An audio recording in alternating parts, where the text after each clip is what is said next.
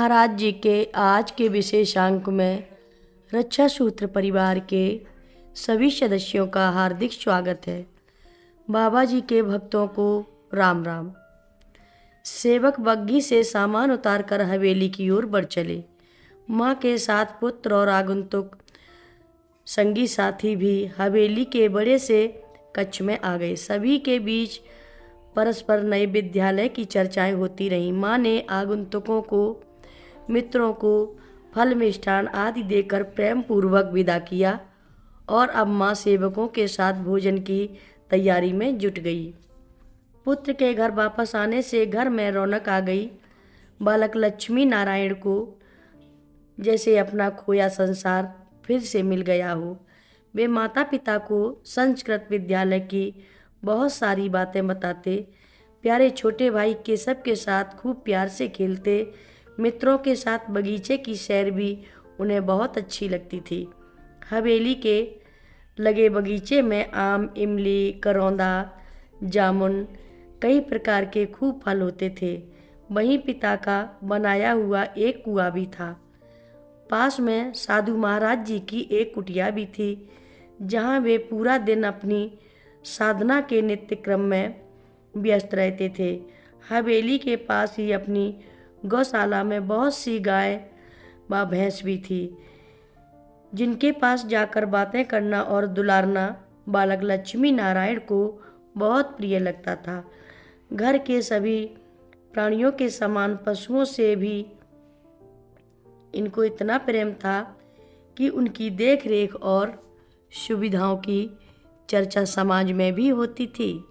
संध्या काल में पूजा आराधना के समय माता पिता उनसे विद्यालय में सीखे हुए श्लोकों का स्वर वाचन के लिए अनुरोध करते तो वे पहले संकोच करते, फिर अपने मधुर कंठ से स्पष्ट उच्चारण में जो लयबद्ध गाते उसे सुनकर माता पिता आश्चर्यचकित हो प्रसन्नता से भर उठते।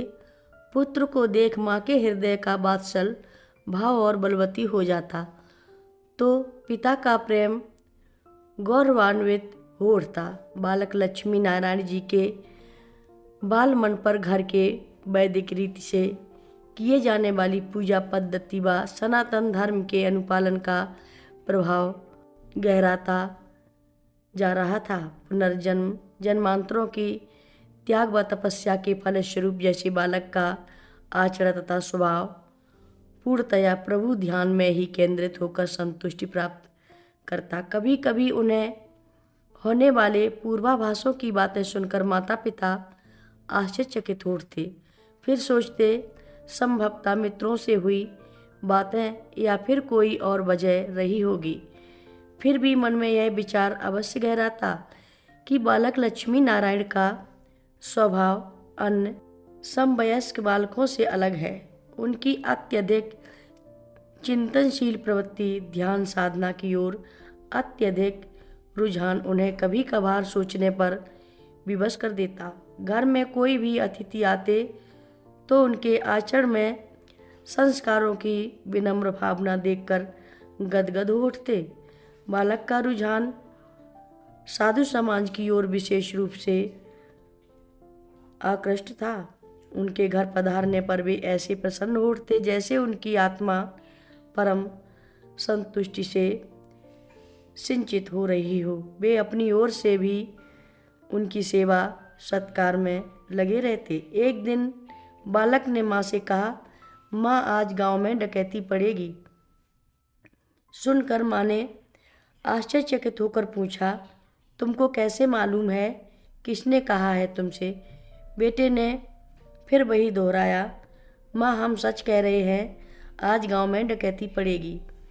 माँ ने पिता को बताया, परंतु सहज ही बालक की इस बात पर विश्वास करने लायक कोई प्रमाण न था। पर पिछली बार की कुछ बातों के अनुभव से माता पिता को लगा शायद इस बार भी यह बात सत्य साबित हो जाए। उन्होंने सारा कीमती सामान व स्वर्ण आभूषण एक बड़े बक्से में भरकर किसी अन्य स्थान पर सुरक्षित रख दिए और इस बात की चर्चा किसी और से भी नहीं की। बालक का पूर्वाभास सही साबित हुआ। उस रात गांव में डकैती पड़ी और लूटपाट हुई। माता पिता इस घटना से आश्चर्यचकित थे। फिर भी इस घटना से ग्रामीणों को हुए नुकसान के कारण बहुत दुखी थे। घर पर आए दुखी ग्रामवासियों की उन्होंने भरपूर सहायता की और यथासंभव अन्न धन और वस्त्रों का वितरण भी किया। कथा लंबी है, आगे की कथा सभी भक्तों को अगले भाग में सुनाएंगे। हर रोज महाराज जी की कथाएं सुनने के लिए सभी भक्तों का धन्यवाद। सभी भक्त रक्षा सूत्र चैनल को सब्सक्राइब करें, शेयर करें, लाइक करें, घंटी बजाना ना भूलें। कमेंट बॉक्स में लिख भेजें जय नीव करोरी बाबा जी महाराज। सभी भक्त मिलकर बोलो नीव करोरी बाबा जी महाराज की जय जय बोलो। सिद्धि माता की जय जय बोलो। नवरात्रि मैया की जय जय बोलो।